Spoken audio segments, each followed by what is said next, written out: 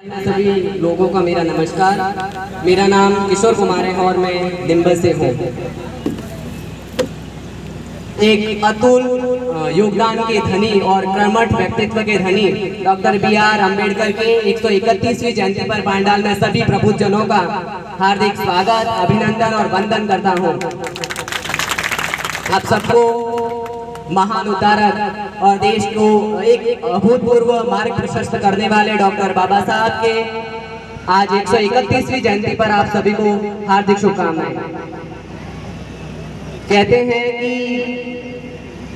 मांझी तेरी कश्ती के तलबगार बहुत हैं, मांझी तेरी कश्ती के तलबगार बहुत हैं, इस बार और मगर उस बार बहुत हैं। जिस शहर में तूने खोली है शीशे की दुकान, उस शहर में पत्थर के खरीदार बहुत हैं, पत्थर के खरीदार बहुत हैं। हर कार्यक्रम के पीछे एक सम्मानजनक पल होता है और आज ऐसे अवसरों को मारा गया प्रशस्त करने के लिए ऐसे बाबा साहब के कार्यक्रम को आगाज किया जाता है, जिससे समाज के बारे में प्रकाश डाला दिया जाता है कि वहाँ की प्रतिभाएं कैसी हैं, वहाँ के लोग कैसे हैं और वहाँ का आचरण कैसा है।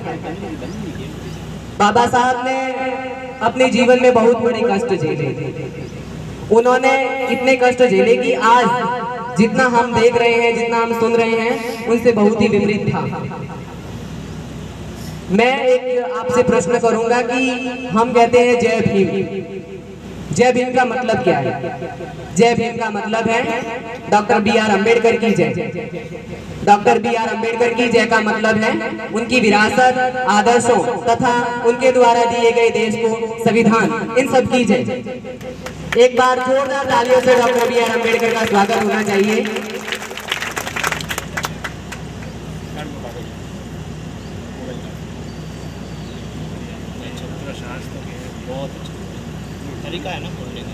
कहते हैं कि असीम सौंदर्य और कृतज्ञ का प्रतीक इस पांडाल की भूमि को नमन करता हूँ। वह वटवृक्ष जिसकी छाव में ये सर्व समाज फल फूल रहा है, ऐसी कृतज्ञता, अभिभूत और लेखन शैली के प्रतीक डॉक्टर B.R. अम्बेडकर के चरणों की धूल को नमन करता हूँ। डॉक्टर अम्बेडकर का जन्म 14 अप्रैल 1891 को मध्य प्रदेश में हुआ था।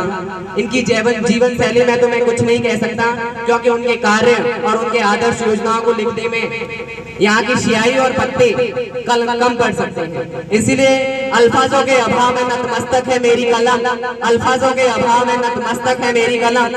ऐसे डॉक्टर B.R. अम्बेडकर के सामने जिन्होंने हर समय मेरा खुदा से परिचय करवाया, हर समय मेरा परिचय खुदा से करवाया।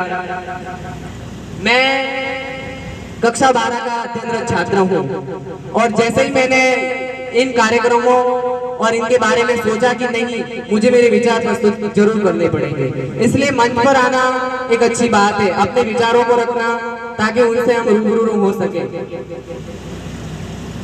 कि मैं यहाँ बैठे इन युवाओं से भी कहना चाहूँगा कि अपने योगदान में, वो कहते हैं कि खूब सारी मेहनत करते हैं पर उसके पीछे हमें असफलता मिल जाती है, तो वो कहते हैं कि बुझ जाते हैं कुएं कभी कभी तेल की कमी से, बुझ जाते हैं दिए कभी कभी तेल की कमी से, मगर हर वक्त कसूर हवाओं का नहीं होता, हर वक्त कसूर हवाओं का नहीं होता। पांडाल में बैठे सभी युवा गणों को भी मेरा नमस्कार है कि यहाँ बैठे इन सभी युवाओं को मैं कोई अभूतपूर्व ऊर्जा का स्रोत तो नहीं कर सकता, किंतु इतना जरूर कहूंगा कि यहाँ सिखाए जाने वाले उस श्रम, उस धैर्य, उस मार्गदर्शन, शैक्षिक वातावरण और शिक्षकों की विद्वता को यदि जीवन में उतार दिया जाए तो संभव कुछ भी नहीं। इसलिए अपने जीवन में उन सभी योजनाओं को और उन सभी आदर्शों को बाहर निकालें, तभी आप अपने को पहचान सकते हैं। क्योंकि दूसरों से युद्ध करने की बजाय स्वयं से युद्ध करिए, तभी आप जीवन में सफल हो सकते हैं। इसीलिए कहते हैं कि मधुरवाणी एक बोलना महंगा शौक है जो हर किसी के बस की बात नहीं। आलोचनाएं करना लोगों का कार्य है, इस पर भी मैं 2 लाइनें अर्पित करूंगा कि ये दरिया, ये इश्क, ये गहरा समंदर है और इसमें उतरकर किसी को किनारा नहीं मिलता। वक्तव्य के दौरान यहाँ सभी बैठे प्रबुद्धजन और श्रेष्ठ जन, मंचासीन अधिकारीगण और देश के छलछली हुए जिगर को मरहम लगाने वाली एकमात्र आशा स्थल प्यारे साथियों, यहाँ बैठे मैं ये तो नहीं कहूँगा कि यहाँ बैठे आप कुछ ना कुछ सीख कर जाएं, पर अपने जीवन में एक ऐसी आदर्श योजनाएं बनाएं या एक व्यक्ति को ऐसा आदर्श बनाएं जो आपको शिखर तक पहुंचा सके।